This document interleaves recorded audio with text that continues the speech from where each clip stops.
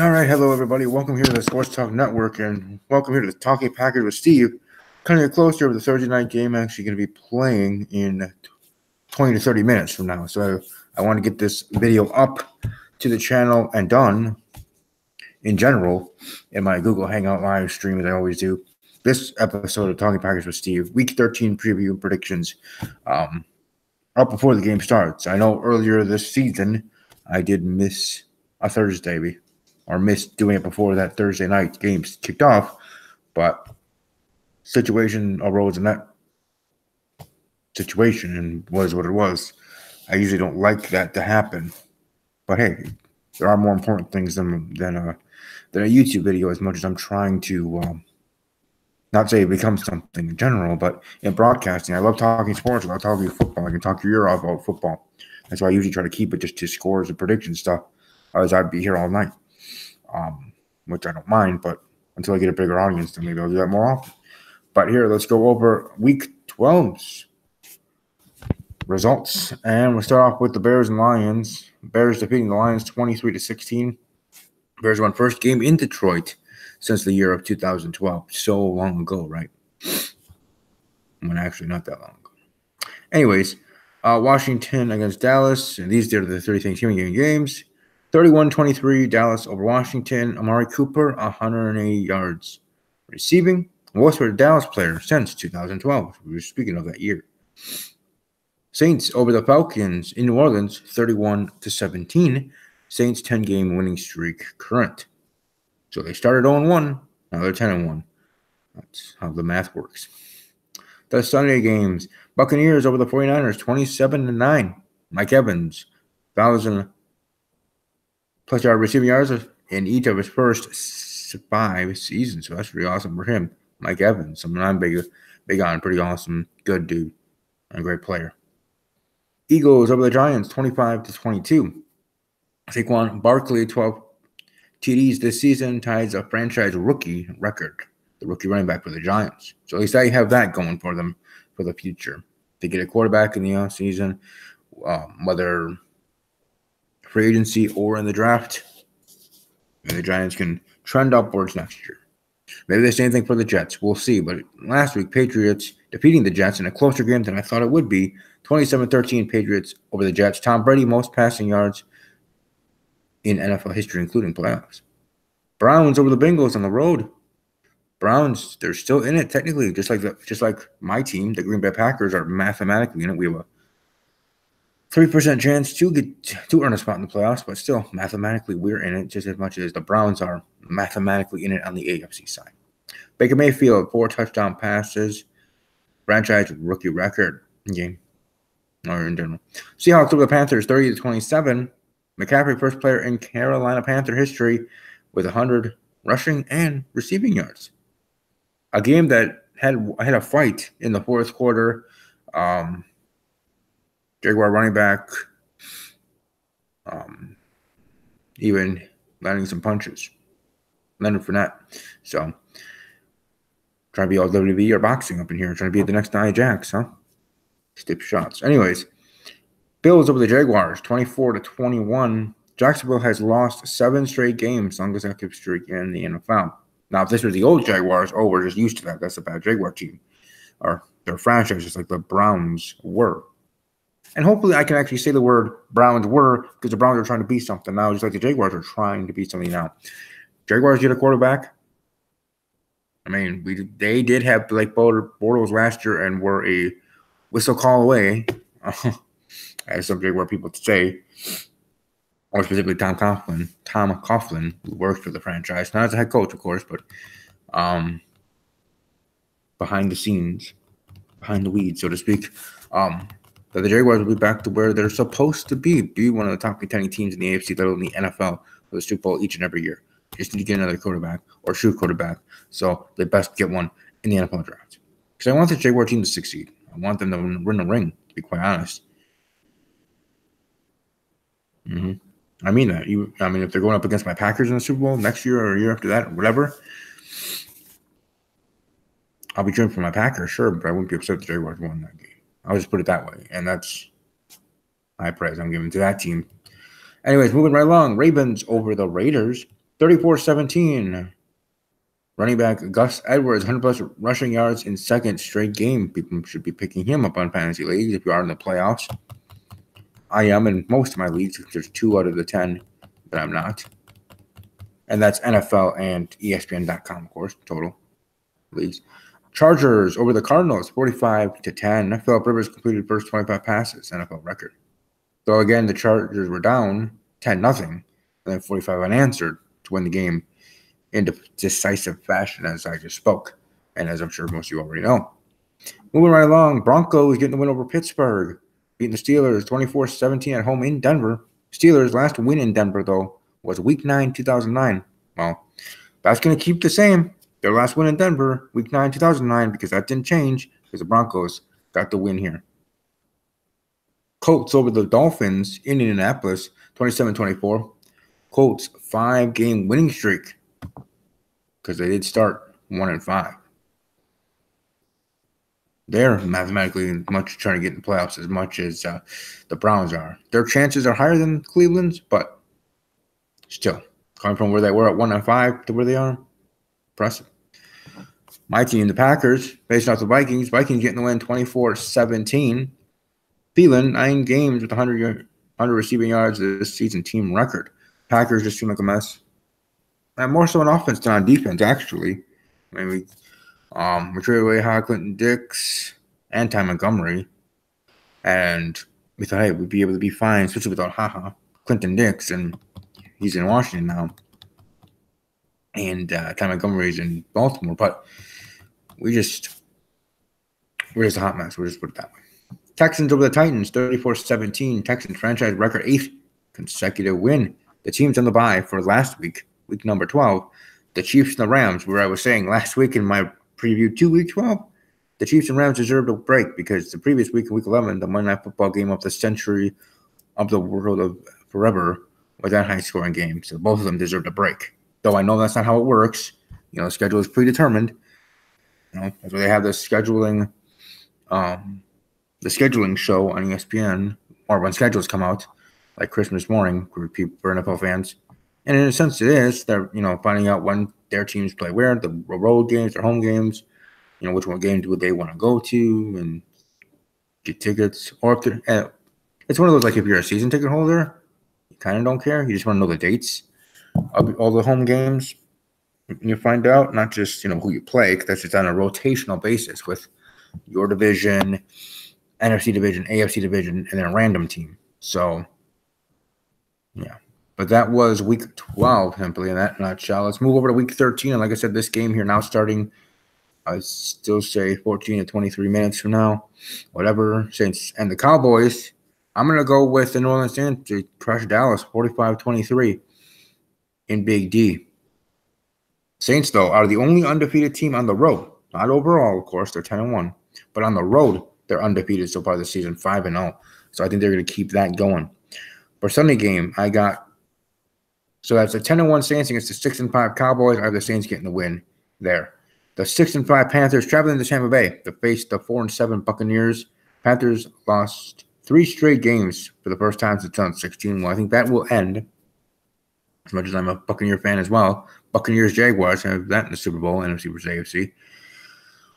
Then again, you had Buccaneers-Raiders back when those two teams were trying to build themselves up. So, Buccaneers-Jaguars. Anyways, I have Panthers over the Buccaneers, though in a close game. Panthers over the Buccaneers 24-17. The 8-3 Bears against the 3-8 Giants. Saquon Barkley, 100 scrimmage yards in 10 of 11 career games. There's a footnote there for that game, as I'm seeing here. I'm going with the Bears over the Giants, 32-23 in that matchup. The 4-7 Bills against the 5-6 Dolphins. Dolphins lost 4 of the last 5 games, started the season 3-0. And now, as I just stated, they're 5-6. But here I got the Dolphins getting the win, improving the record to be at 500, moving into week 14. Dolphins over the Bills, 16-3. The Colts against the Jaguars. The 6-5 Colts against the 3-8 Jacksonville Jaguars. Colts have won 5 straight games for the first time since 2014. I have the Colts over the Jaguars. Sorry, Jacksonville. Hopefully next year things will get back on track. You be the team that you're supposed to be, kind of like the Rams are now, the Chiefs are now. Otherwise, hopefully you guys get back on track yourselves. But the Colts over the Jaguars, 37-21 in that matchup. A game that was close to be my matchup of the week, but wasn't. This game actually is my matchup of the week. Minnesota Vikings, New England Patriots. And look at how cool they look with their logos. Yes, I am that kind of guy. Visually like those things. Anyways, that's my matchup of the week, Vikings, Patriots. But the Browns-Texans, 4-6-1 Browns, traveling to Houston to face the 8-3 Texans. Houston 8-game winning streak, longest in franchise history. And I do think it's going to continue. So I think Cleveland's going to give them a run for their money. It's going to be a show there in Texas, right? Everything big in Texas. So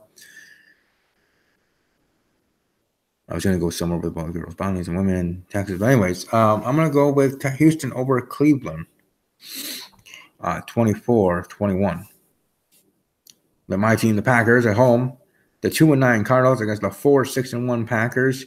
Rodgers undefeated in the last 12 home games, including the playoffs.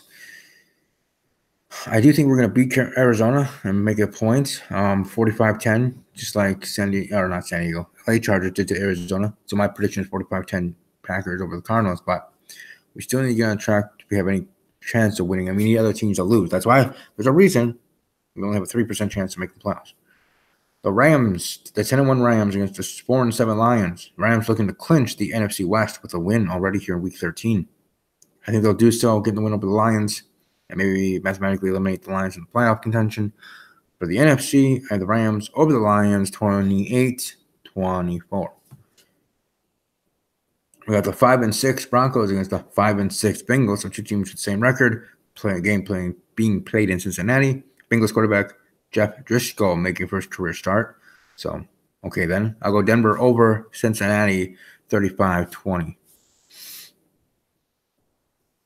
6-5 Ravens against the 4-7 Falcons. Lamar Jackson 2-0 since taking over as starter back in Week 11. While it's against the Atlanta Falcon team that's trying to keep rising on up. I'm going to go with Atlanta over Baltimore, 13-3 in this matchup. The 3-8 Jets against the 5-6 Titans. Jets lost 17 of the last 22 games under Todd Bowles. And that'll continue. It'll go up to 18 of 23. Because I think Tennessee is going to beat New York here in this matchup. Titans over the Jets, 32-23. Chiefs against the Raiders. 9-2 Chiefs against the 2-9 Oakland Raiders. Andy Reid, 16-3 coming off bye weeks. So I think that'll etch another W there, 17-3. After this game is said and done, I have the Kansas City Chiefs defeating the Oakland Raiders 38-13. 2-9 49ers against the 6-5 Seahawks. The last 49ers win versus Seattle was Week 14 of 2013. So there you go. I got Seahawks over the 49ers 35-23 in that matchup. And then my game of the week, Minnesota Vikings, Patriots against the New England Patriots. We have the 6-4-1 Minnesota Vikings against the 8-3 New England Patriots being played in New England. This could be a Super Bowl. So we go into a Super Bowl, just like we talked about with the Chiefs Patriots or Chiefs Rams. Not Chiefs Patriots, but Chiefs Rams. This one here, Vikings Patriots. But I'm going to predict the home team, the New England Patriots, to get the win 23-17 there, New England over Minnesota. Next up, we got the 8-3 Chargers against the 7-3-1 Steelers. Another game that was game of the week candidates, but I went with the Patriots in New England and Minnesota. I have the Chargers getting the win over the Steelers on the road. The Steelers are going to get back-to-back losing streaks. Also for the New England game, New England 62-11 record in December during Brady Belichick era, so I think that's going to go up to 63-11. Now here for the LA-Pittsburgh game, the Chargers and Steelers both ranked top 10 in scoring and total offense. But I'm going to go with the Chargers over the Steelers, late game winning field goal to win it. Kick it up, it's good. Hold it. It's good. 23-20 Chargers over the Steelers. The Monday night game, Washington against Philadelphia. 6-5 Washington team against the 5-6 Philadelphia Eagles. Eagles won 4 of the last primetime games against Washington. I think they're going to move that to 5 of last 6 primetime games against Washington because I think they're going to get the win here and continue their rise to try to win the division. Because unfortunately, things are going to go downhill for Washington, though. I will be cheering for Washington. I am predicting Philadelphia to get the win 16-10 there.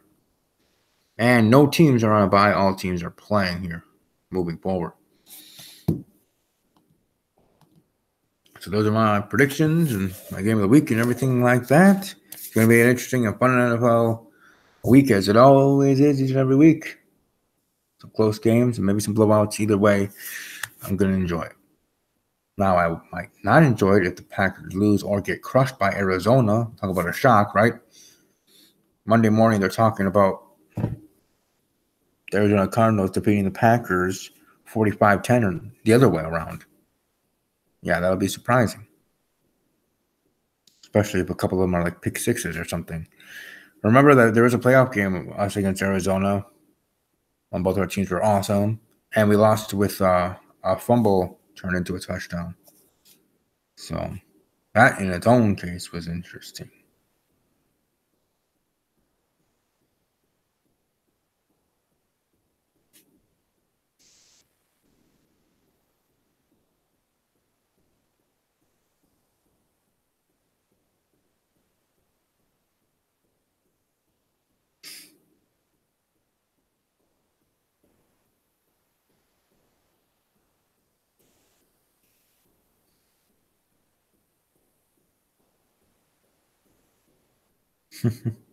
Sorry, just checking something.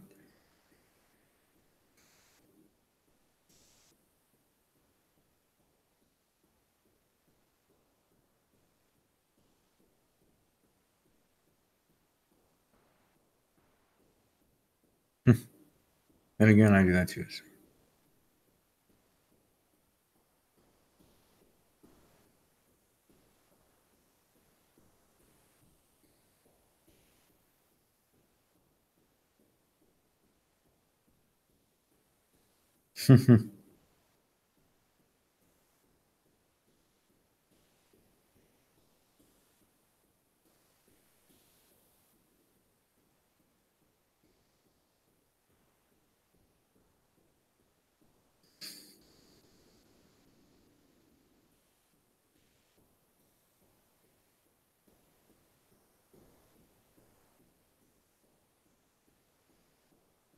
Opinion, yeah.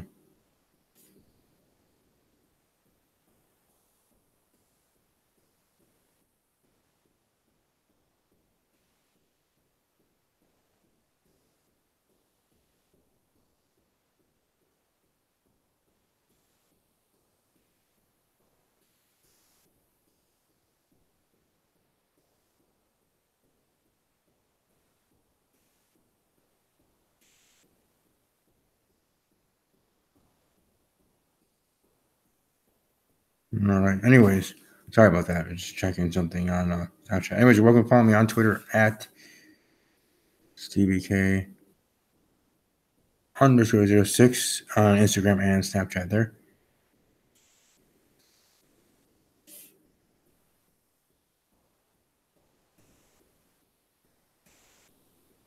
And yeah. Well, anyways, hopefully you guys enjoyed this. Like I said, it's gonna be an interesting week 13, and hopefully Packers actually can get a win and not implode even more so, losing to an Arizona Cardinal team that we have no business losing to an Arizona Cardinal team, whether it's by 1 point or by 30 points, whatever.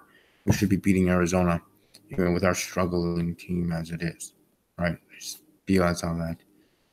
That should be, because the Packers are better than that. We do have a 3% chance of getting the playoffs. We need to rattle off some wins along with other teams losing, of course. But we'll see how that goes. Like I said earlier, there's a reason why there's only 3% chance for the Packers to make the playoffs. But hopefully we can get that done. But anyways, hope to hear from all of you. Like I said, either Snapchat, Instagram, or on Twitter. Follow me on Twitter at Army_Strong_06 or the podcast Twitter handle at Talking_Packers. Snapchat and Instagram with the same username at StevieK_06. Stevie, STEVIE K _06 there for both of them. I hope you all have a great football weekend and a great rest of your week as it is.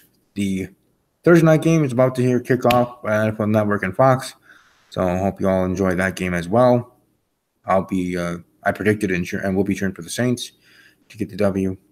And we'll see how everything goes for week 13. And then we'll be right back here next week. Hopefully next week, Wednesday night.